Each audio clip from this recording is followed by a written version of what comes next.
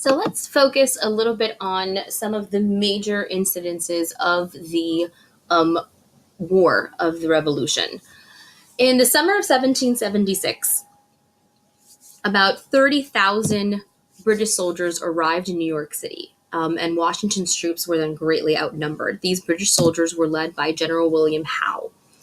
Um, in August of that same year, we have the Battle of Long Island, in which the British, because they were such a large in number, pretty much drove out the Patriots out of New York and New Jersey, and were forced to take refuge in Pennsylvania across the Delaware River.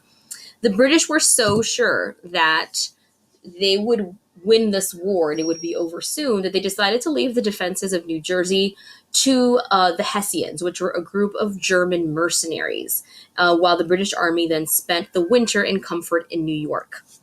So in Christmas of that same year, Christmas Day of 1776, there was a huge storm, and Washington decided that he would go ahead and take his chance, and he and his troops decided to row across the Delaware River while the Hessians were celebrating Christmas, and they launched a surprise attack the next morning and were able to win, which is where we get this very famous painting that I'm sure you've seen in different ideas of Washington crossing the Delaware, and it's pretty much then commemorating this victory sneak attack against the Hessian soldiers. So January 2nd of 1777, now that Washington was on the lead, he decided that he was going to continue to launch more surprise attacks. So Cornwallis, General Charles Cornwallis, which was also in charge of the British Army, he pretty much was the main general over the whole entire British forces in the colonies, tried to stop the Continental Army, but Washington and his men were able to launch another surprise attack, and Cornwallis was actually forced to retreat. So this leads us to the spring of 1777, to the Battle of Saratoga.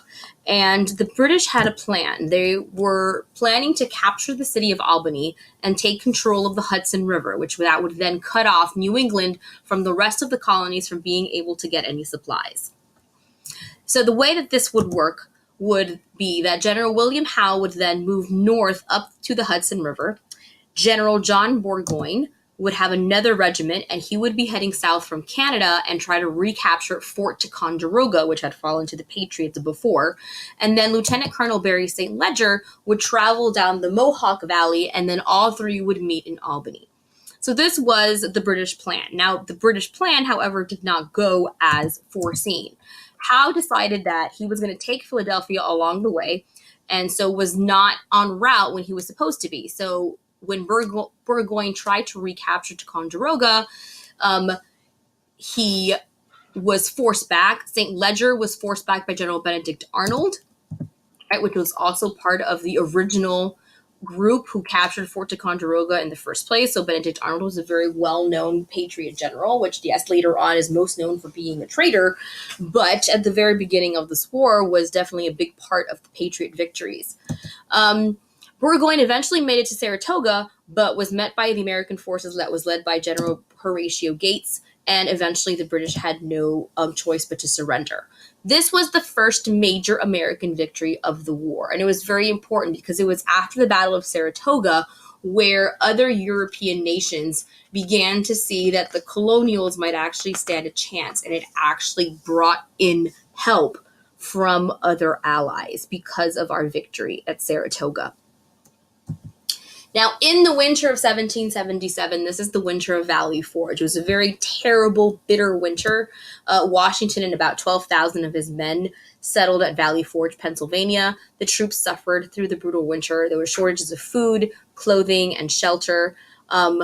2,000 of them died of disease and malnutrition. Those that did survive and those that lived through the winter, however, were not just hunkering down and doing nothing. In fact, they were training the whole entire time under the command of Baron von Steuben, who was actually a Prussian officer that came over to the colonies, and he spent the winter at Valley Forge training the Continental Army. And they became a small unit, but a very skilled new Continental Army because of the work of Baron von Steuben. So these are some of the major events of the revolution that we've been looking at. And we're going to continue talking a little bit more about these battles, particularly moving into what was happening out west and what was happening down south in our next screencasts.